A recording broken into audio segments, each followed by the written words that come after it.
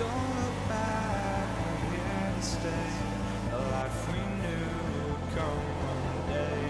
And this is it, the borderline to where the future leaves us behind. The fire will burn and never die. Looking through the eyes of a brand new life.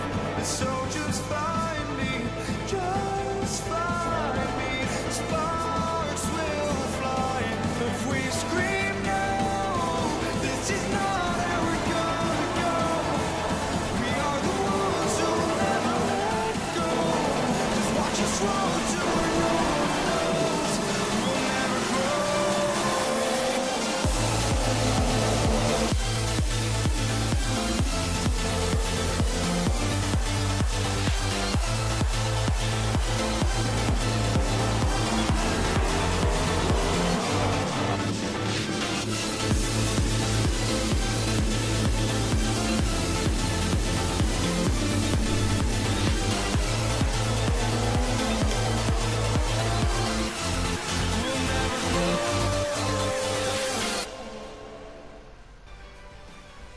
Formula 1 returns to Russia for the 4th round of the 2017 season, and first practice saw engine upgrades for both of the German manufacturers in the 2017 season, AMG and BMW. BMW bring their first major power unit upgrade for both Williams and Haas, as both teams look to claw their way further up the standings to secure more valuable points for their respective teams. AMG also bring their first power unit upgrade of the season, as Mercedes is still yet to win a race in this season. Josh Cherry didn't get to test his upgrade for very long, as contact Robbie Kubica would force the defending world champion into the spare car for the remainder of the weekend. Red Bull also brings some small aero package upgrades so they can run a lower drag setup as Daniel Kvyat looks for success on home soil. Taking a look at the qualifying grid for the Russian Grand Prix, and Fernando Alonso will once again start on pole position, making it 4 out of 4 for the two-time world champion, with Jean-Eric Vergne completing the front row. Sebastian Vettel and Pascal Wehrlein sit at the exact same time in qualifying. However, as Vettel set it first, he starts from 3rd with Wehrlein in 4th.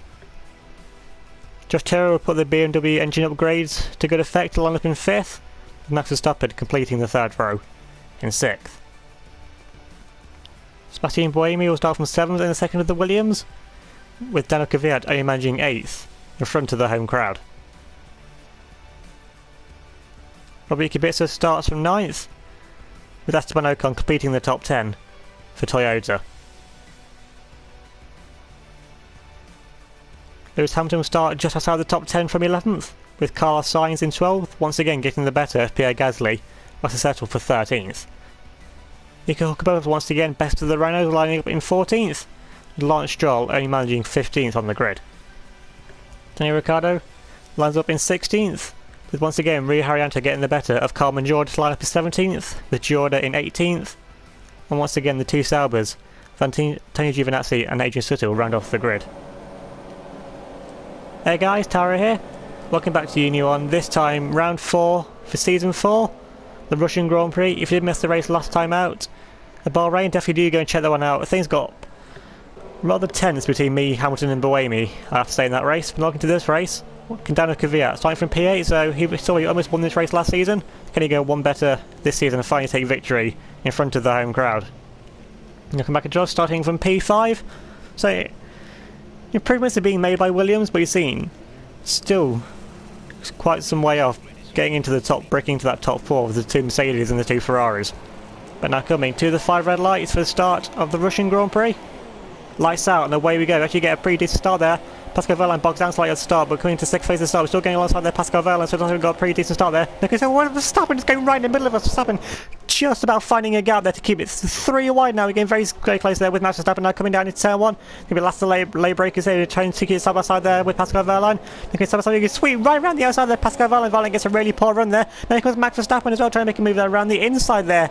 Pascal Wehrlein makes the move there, just cut in front there of Pascal Wehrlein without making contact. And now Wehrlein has to settle in there behind Max Verstappen. Now we've got Robbie Kubica against Salvatano with one of the other Red Bull of Daniel Kvyat there, and Kvyat just managed to use his downforce to his advantage there to make his way there up the inside. But still, pretty decent start there from Robbie Kubica, who's actually got ahead there of Sebastian Buemi. So poor start there from Buemi, losing at least 2 positions to Kvyat and Robbie Kubica. but we've managed to actually gain position now up into P4.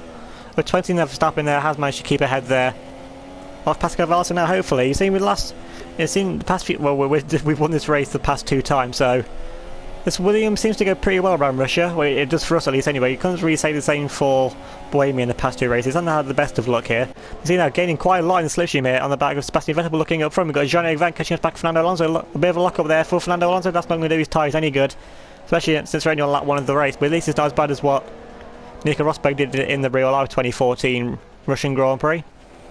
Now, coming to the fan later, actually closing up quite a bit there to the back of Fernando Alonso. Of course, that logo, so maybe has a bit of vibration there on his tyres, and that's just allowing Verne, Vettel and myself to catch up in 2nd, 3rd and 4th, and with the 2 Red Bulls and Pascal Wehrlein not that much further behind. But now Jean-Eric Vergne will have the slipstream off Fernando Alonso. We've seen AMG brought some mention upgrades, but is he enough just to stop Jean-Eric Vergne's just momentum this season?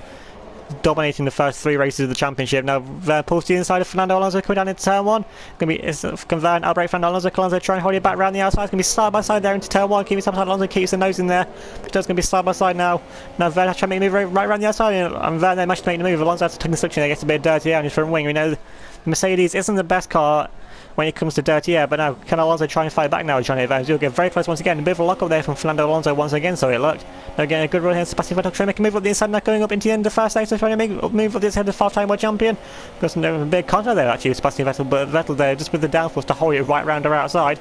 Now that's allowed Max Verstappen to catch up right behind it, but crucially, we've now got some separation between Fernando Alonso in front and Sebastian Vettel, so hopefully we can try and use the slipstream. Of course, no DRS yet, that's not activated until lap 3, and this will be the 2nd DRS zone now. This mini, well, it's a back straight, it's more of a isn't straight really, but now we're gaining in-station quite a bit on Sebastian Vettel. Goes to try and make a move coming up the inside, getting a lot in the slipstream there. Now we move to the inside now, Sebastian Vettel coming down into the hairpin style corner, can make a move up the inside, we force Vettel there to the inside.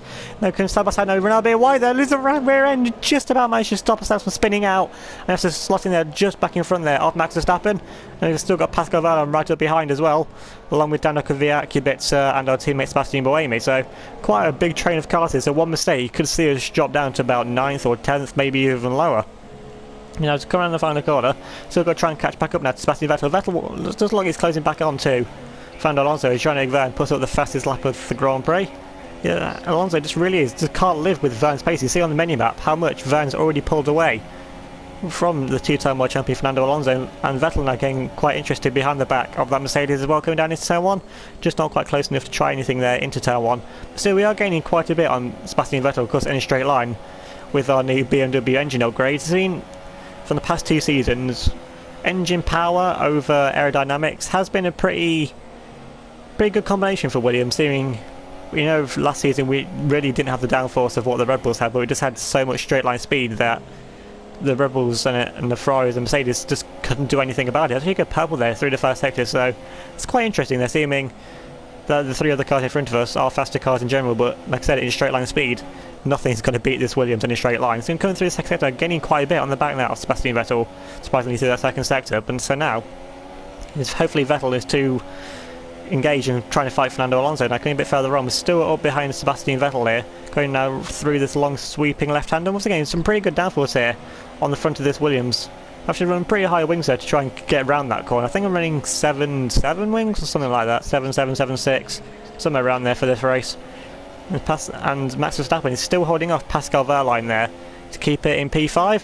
Now coming through the second sector once again, getting back to Sebastian Vettel, but are we gaining enough to try and make a move now with DRS when we get to this back straight? And of course Vettel will still have DRS off the back of Fernando Alonso, as Verne just slowly pulling off into the distance already after only 4.5 laps of the race. So now we'll have DRS now on the back of Sebastian Vettel, but isn't going to be enough for us to try and make a move. Is Vettel even going to try and make a move on the back of Fernando Alonso in front? So gaining on the back of the 5-time world champion, coming down into the hairpin and just not getting enough. Fake a bit of a move there to the inside, trying to fill up Vettel's mirrors, let you know that we're still there. Bit of a lock-up there actually from the 5-time world champion. Now coming up now in through the final sector. Let's see, is Vettel close enough to Fernando? Alonso really doesn't look like he has the pace in the race, at least for the first 3 races. I don't know about this race yet, because the race hasn't finished, but he's set pole in the first 4 races of the season, and then the pace in the race just hasn't been there really from either of the 2 Mercedes, and to take out the ball on there around the final corner. Thankfully that's caused no damage to our front wing. So now coming down, we have the slipstream now, DRS once again on the back of Sebastian Vettel, but Vettel have DRS still off the back of Fernando Alonso. We're gaining so much here on the back of Sebastian Vettel. We're going to pull to the inside now. The 5-time world champion coming down into turn 1 is going to be side by side with ourselves and Sebastian Vettel. Vettel's going to try and hold it right around the outside. Wheel to wheel contact there between me and Sebastian Vettel. Now try and hold it right around the outside, sweep around the outside, much like Verne did on Fernando Alonso. This upside we just cut back in front there of Sebastian Vettel. If we did that any earlier, I'm pretty sure that would maybe been a puncture. We would be definitely spun round, and Vettel would have definitely lost his front wing if he pulled it in front there any quicker on Sebastian Vettel. So now we have to try and catch out Fernando Alonso. Alonso just, for whatever reason, doesn't seem to have a lot of pace in this first into the race. So hopefully we can try to use that to our advantage, try and catch up to the back of the 2-time world champion, and try and put a move on which takes, well, will be second place in the race. But it's coming down the straight, we're not gaining. Well, we might be within DRS range actually. We're not that far behind him, but it's not. We're definitely getting slipstream at least. We see there in the bottom and the rest. We do have DRS on the back of Fernando Alonso, so hopefully we can try and gain now on the back of the Spaniard. You see, we are gaining quite a bit actually on Fernando Alonso. So is Alonso saving fuel or something?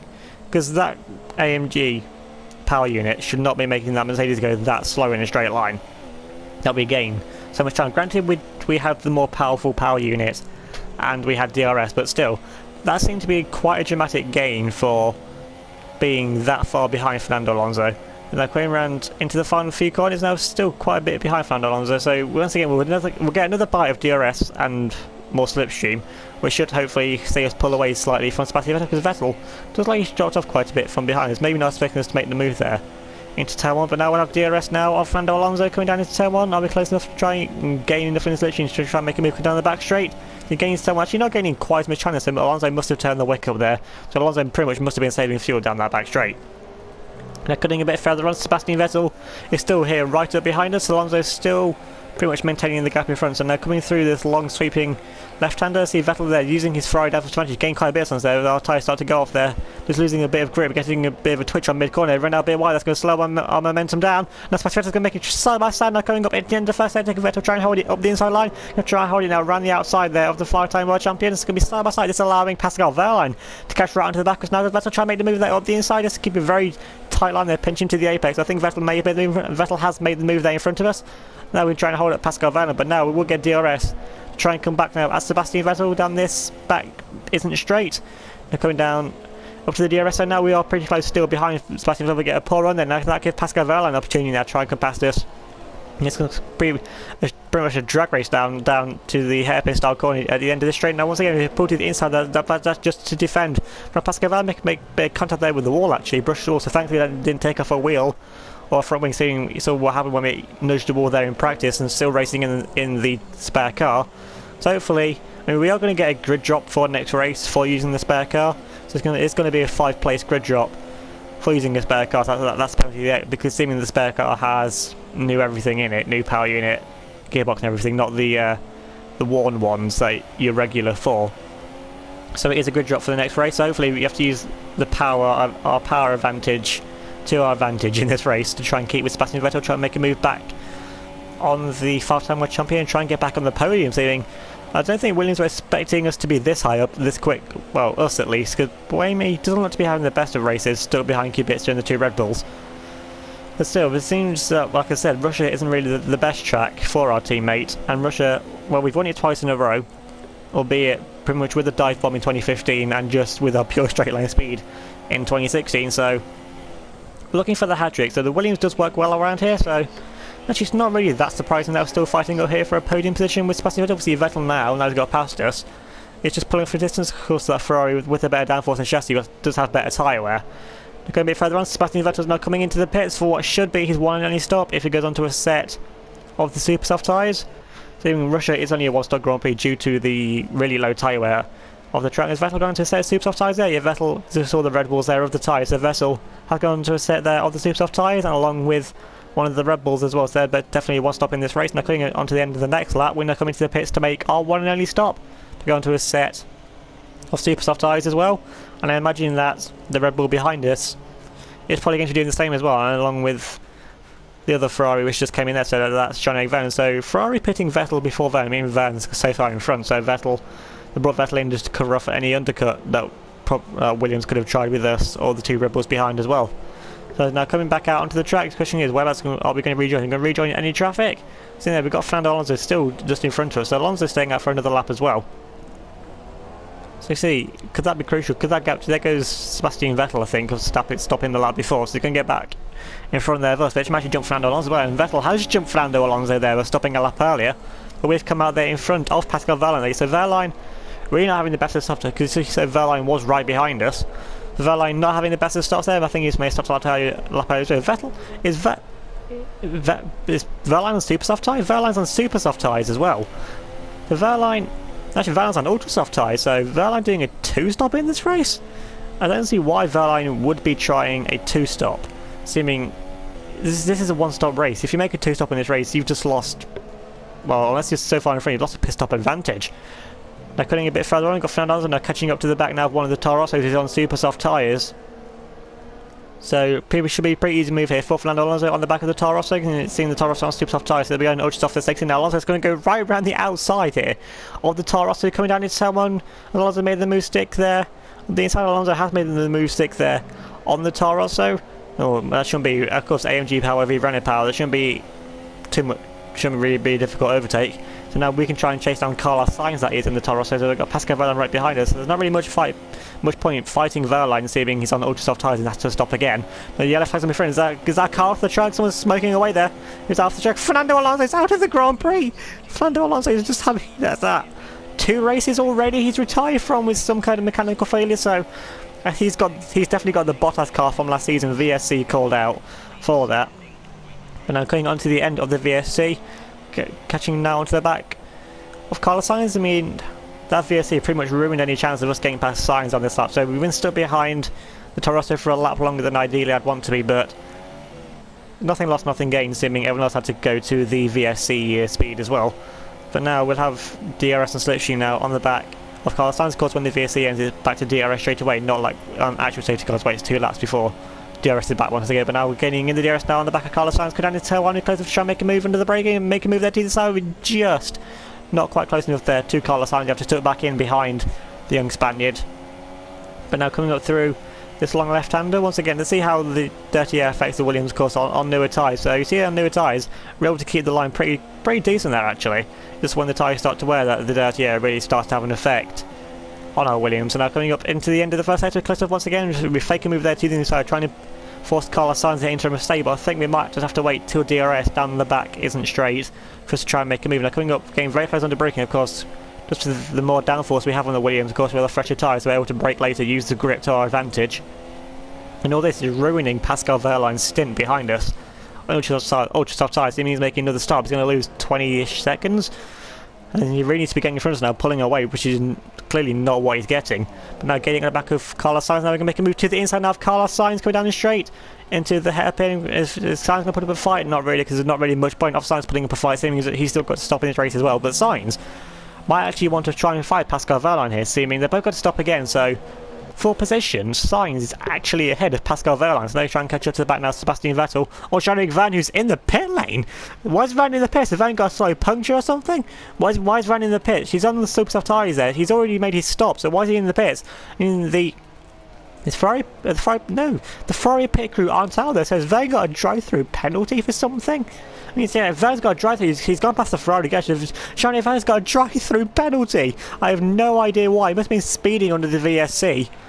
Or speeding in the pit lane before, I don't know, so he's probably speeding for something, but that's ruined any chance of Jean-Luc Van winning the race. Come out there behind one of the Red Bulls, so it's very unlikely now that Jean-Luc Van is going to make it 4 out of 4 on wins.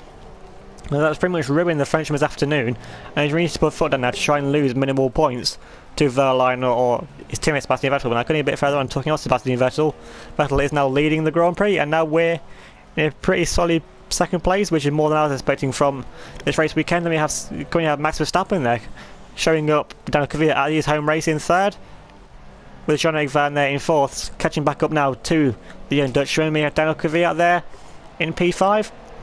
There's our teammate Sebastian Buemi, pretty much an award of his own, so he looks there in P6. Then we have Robert Kubica, I think that is. Yes, you can see there from the car number, that is Robert Kubica. Followed now by Pascal Wehrlein, who's now made his second stop onto his set of the super soft tyres. Look around the final corner. Wehrlein is actually quite close to Kubica, so he might try and make a move here on Robert Kubica coming down into turn 1. We know the AMG engine is more powerful, but if you give the AMG engine DRS, it's going to get past a BMW powered car pretty easily. And now Verlaine pulls the inside there. I'll actually go to the inside of Robert Kubica down into turn 1. Is Kubica going to try and fight? Pascal Verlaine going down into turn 1. It's going to be side by side between the two of them. And it's like Verlaine, I think, has just about made the move, has he? Can't tell from there. Verlaine now moves ahead there of Robert Kubica. And then we have Carlos Sainz now on the set of ultra soft tyres to go to the end of the race. So Toros are trying a contra strategy to pretty much everyone else. It's to have worked out pretty good here. Now we have the lead of the Toyotas. Can't quite see which Toyota that is from this angle. That's actually Esteban Ocon. So Ocon having a good race here, outperforming Lewis Hamilton for pretty much the first time this season. I think that's actually it's the first time he's been legitimately ahead of Lewis Hamilton. Now we've got Pierre Gasly trying to go around the outside here of one of the Renaults coming up now into the end of the session. The Renault does go straight on there into the corner, so a huge lock up there from the Renault that allows Lance Stroll to get through as well. So which Renault was that? That's actually Daniel Ricciardo. So Ricciardo was the lead Renault. Well, it's still the lead Renault, beating Nico Hülkenberg, but that lock up there is custom position there to Lance Stroll as well. And then we have Lewis Hamilton, who's quite some way back. So Hamilton really not finding his pace around this track. I mean, he saw that qualified by Ocon, only managing 11th on the grid, which is pretty much, I think, his lowest qualifying of the season so far. Then we have the lead of the Saubers, which I think, is that Adrian Sutil? I think that was Adrian Sutil, just ahead there of one of the McLarens as well. So pretty even fight between the Saubers and McLarens once again. And actually Carmen Jordan is the lead McLaren, so is this the race of the number 2 drivers doing better? That's pretty much what it seems to be so far. No, Jordan will actually have Slipstream now on the back of the Sauber. Could I show you this Cosworth Power v Honda Power? See if Mugen's upgrades have really made a difference. Now Jordan pulls to the inside of Adrian Sutil coming down now into the end of the straight. Can Jordan make the move there around the outside? Sutil has the inside line. Jordan, a bit of a lock up there. Let's get a bit of a lock up there from Sutil as well. Going to be Sauber side between the two of them, but Jordan just forces out Adrian Sutil there to move in front of the German. And then we have Sutil's teammate Giovinazzi just waiting right behind these as well. Then we have Nico Hülkenberg in the Renault, so don't know why Hülkenberg's this far down unless he's tried a 2-stop as well, along with Pascal Verlaine, which really doesn't look like it's the way to go. Then we have Rio Harento just slowly catching up to the back of that queue. Then moving a bit further on, Carmen Jordan, the two Saubers, and Nico Hülkenberg now caught onto the back now of Lewis Hamilton, so it's pretty much just proving that Hamilton really just has a lack of pace at this race, seeing that the two McLaren Hondas and the Saubers are caught at the back. A bit of a lock up there from Hamilton, so Hamilton obviously feeling the presence of Coleman Jordan and the two Saubers behind, which is not a sentence I thought I'd be saying this season. Now Jordan moves to the inside now of the Toyota, try and make a move here on Lewis Hamilton, going down this time. No, Nico Hülkenberg, let's make it 3 right now, going down into the sector. Hülkenberg just done them both. Amazing move there from Nico Hülkenberg, doing both Coleman Jordan and Lewis Hamilton, and now one of the Saubers loves to come through as well. Adrian Sutter there managed to make a move on Lewis Hamilton as well, so now it's Giovinazzi up behind Lewis Hamilton now. Now coming through the final few corners, Hamilton right up behind the back of Lewis Hamilton. Now Hamilton must have some kind of courage. Now Giovinazzi pulls to the inside of Hamilton through the final corner, makes the move there on the 2008 World Champion. So Giovinazzi really looking to find some form, some confidence now in this season. Now it just leaves Rio Haryanto to get past, and then Lewis Hamilton is currently in second to last of all the runners. Now can Haryanto make a move coming down his turn 1? He's pretty close behind. But again, I think Hamilton might have DRS of the car in front still. Now coming down this turn, see that Hamilton just does have DRS.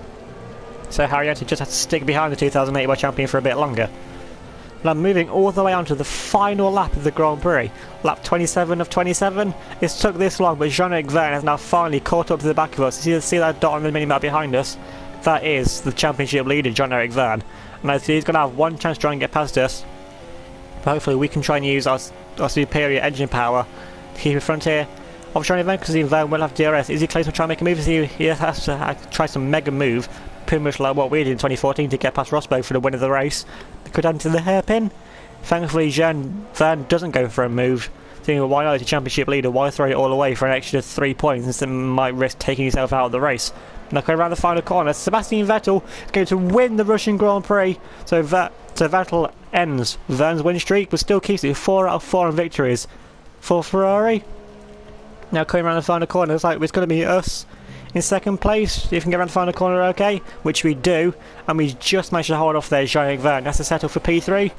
But honestly, Vergne should have won this race if it wasn't for that drive-through penalty. So that really could be crucial coming the end of the championship, but still, promising signs there for Williams.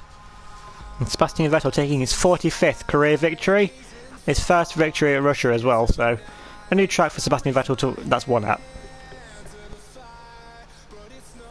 taking a look at the race results, Sebastian Vettel would take his first victory since Brazil last season, the season finale of 2016.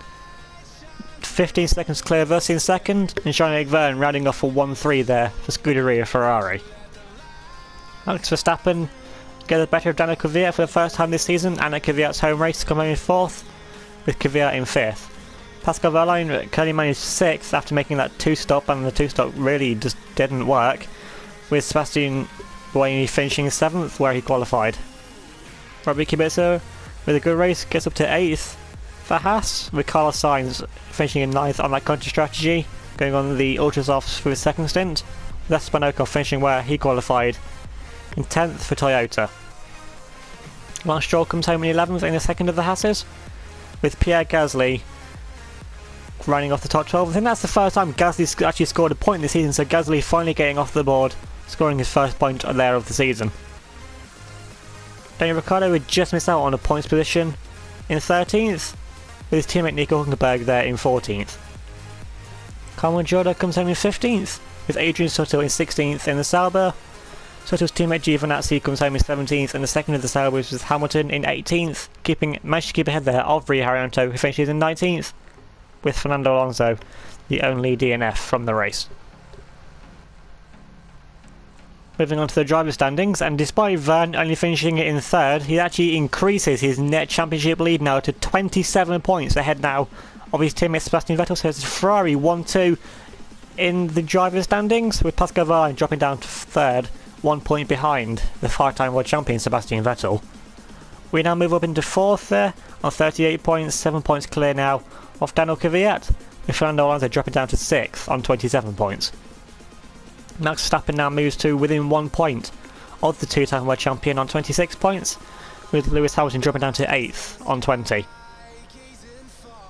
Buemi now moves ahead of Robbie Kubica on 18 points to Kubica's 17. Esteban Ocon there in 11th on 14 points, and Lance Stroll rounding off the top 12 on 7 points. Carlos Sainz in 13th there, also on 7 points, but on better result. Lance Stroll is ahead there of the Spaniard. Nico Hülkenberg in 13th, in 14th on 3 points, with Ricciardo in 15th also on 3 points. Carmen Jorda is in 16th on 1 point, joint there with Pierre Gasly, but of course as Jorda scored her points finished first, she's in 16th. Adrian Sutil is in 18th there, yet to score, along with Rio Haryanto and Giovinazzi. Moving on to the constructor standings, and Ferrari are now over a 1-2 race victory clear of the nearest challengers Mercedes, as you can only get 35 points for a 1-2 finish, and Ferrari now 36 points clear of Mercedes. Red Bull remaining 3rd on 57 points, but only 1 point clear now of Williams on 56, and now both Red Bull and Williams move away from Toyota, who are in 5th on 34, with Haas only 10 points behind on 24. Toro Rosso now move ahead of Renault, with Toro Rosso on 8 points to Renault 6. McLaren there still in 9th on that 1 solitary point, and then Sauber still in 10th, yet to get off the blocks. That's my driver of the day for this race. Honestly, I don't really know who to go for. I mean, that was a pretty good move there from Nico Hülkenberg, but it wasn't actually a points finish. So he only finished in 14th, despite making that 3-wide overtake. That could have ended very badly though. I mean, I've voted for drivers before that haven't finished in the points, but that was a pretty good move there from Nico Hülkenberg, so I'm tempted to say... Honestly, I'm tempted to say Nico Hülkenberg, really. But I might actually say Jean-Eric Vergne for his drive back to almost getting back into 2nd place, so... I'll probably have to say Jean-Eric Vergne, honestly, for my driver of the day. Yep. Sticking there with that, Jean-Eric Vergne for my driver of the day. So that's been the Russian Grand Prix. Thanks for watching. Remember to leave a like if you enjoyed the race. Leave a comment down below. Vote for your driver of the day with the poll link that'll be in the description and in the comment section. It's the same one, so click either of them.